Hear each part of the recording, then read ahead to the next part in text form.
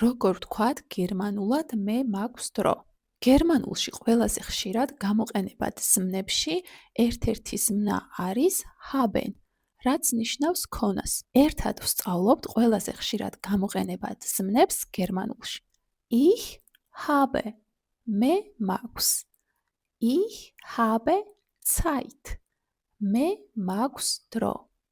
Du hast, შენ გაქვს. Er hat, მას აქვს მამრობითი სქესი. Sie hat, მას აქვს მდედრობითი სქესი.